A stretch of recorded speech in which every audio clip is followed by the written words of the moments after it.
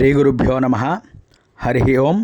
ఇప్పుడు మనం చెప్పుకోపోయేటువంటి అంశం ఏమిటి అంటే అండి, నక్షత్ర పాదలింగములు, భీమఖండము. ఈరోజు మనం రోహిణీ నక్షత్రం అండి, 4వ పాదం. ఇది ఎక్కడుంది ఏమిటి తెలుసుకుందాం. ఇక్కడ స్వామివారి పేరు పార్వతీ సమేత రామలింగేశ్వర స్వామివారు. ఇది శీలగ్రామం అండి. ఈ శీలగ్రామం ఎలా వెళ్ళాలి అంటే అండి, మనం గొల్లపాలెం మీదుగా వెళ్ళి, అంటే కాకినాడ టు కోటిపల్లి రూట్లో గొల్లపాలెం మీదుగా మనకి చేదువాడ వస్తుంది. తర్వాత ఆ గొల్లపాలెం తర్వాత చేదువాడ నుంచి మనం 4 రోడ్లు కూడలైతే వస్తుంది. అటు నుంచి మనం ఎడమ చేతు భాగం వెళ్ళి ఒక 3 కిలోమీటర్లు సుమారు వెళ్ళినట్లయితే మనకి శీలగ్రామం అనేది తగులుతుందండి. ఆ శీలగ్రామంలో శివాలయం అంటే ఎవరైనా చెప్తారు, ఎందుకంటే అది చాలా మూలకు ఉండేటువంటి ఒక పల్లెటూరు కాబట్టి మనకి శివాలయం అయితే వెంటనే మనకి అక్కడ ఒకటే ఉంది కాబట్టి వెంటనే మనకి దర్శనం అయితే లభిస్తుందండి. ఈ స్వామివారి పేరు పార్వతీ సమేత రామలింగేశ్వర స్వామివారు. ఈ స్వామివారికి రోహిణీ నక్షత్రం 4వ పాదం. ఈ పాదం వృషభ రాశిలోకి అయితే వస్తుందండి. ఈ నక్షత్రం రోహిణీ నక్షత్రం. దీని అధిష్టాన దేవత ఎవరు అంటే ప్రజాపతి ఈ యొక్క రోహిణీ నక్షత్రానికి అధిపతి. ఎవరైనా సరే ఈ యొక్క స్వామివారిని దర్శనం చేసుకున్నట్లయితే ఈ నక్షత్రానికి సంబంధించినటువంటి దోషాలన్నీ కూడా తొలగిపోతాయండి. ఈ యొక్క 4వ పాదానికి సంబంధించినటువంటిది.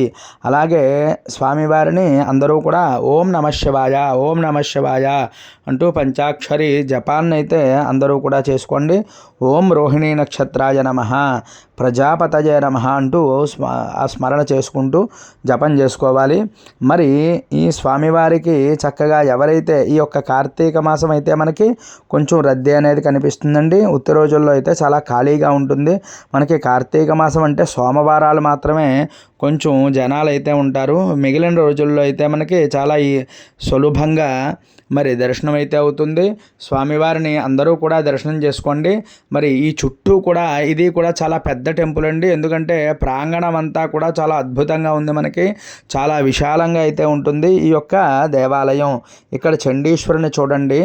మనకి చండీశ్వరుడు కూడా ఇక్కడ నమస్కారం చేసుకోండి.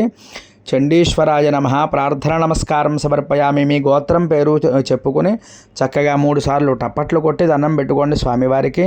ఇప్పుడు చండీశ్వరుడు యొక్క మనం గోపురాన్ని కూడా చూడొచ్చు, నమస్కారం చేసుకోవచ్చు.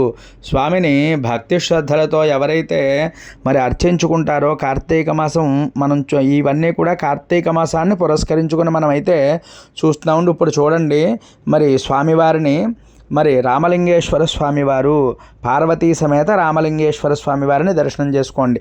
నమస్తే అస్తు భగవన్ విశ్వేశ్వరాయ మహాదేవాయ త్రయంబకాయ త్రిపురాంతకాయ త్రికాగ్నికాలాయ కాలాగ్నిరుద్రాయ నీలకంఠాయ మృత్యుంజయాయ సర్వేశ్వరాయ సదాశివాయ శ్రీమన్మహాదేవాయ నమః.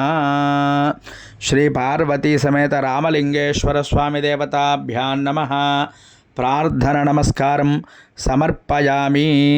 మనం స్వామివారిని అమ్మవారిని కూడా భక్తి శ్రద్ధలతో ఒక్కసారి దర్శనం చేసుకున్నట్లయితే నక్షత్ర దోషాలన్నీ కూడా తొలగిపోతాయండి. అటువంటి నక్షత్ర దోషాలు మీరు తప్పకుండా వీలుంటే వెళ్ళి చూడండి, లేకపోతే మన వీడియోలో చూసి దర్శనం చేసుకోండి. ఇంకా మన ఛానల్ ఎవరైనా సబ్స్క్రైబ్ చేయకపోతే సబ్స్క్రైబ్ చేయండి. వీడియో నచ్చినట్లయితే లైక్ చేయండి, కామెంట్ చేయండి. ఎవరికైనా ఉపయోగపడుతుంది అంటే తప్పకుండా వాళ్ళకు కూడా పంపించి ఆ యొక్క పుణ్యాన్ని సంపాదించండి. ఓం నమః శివాయ.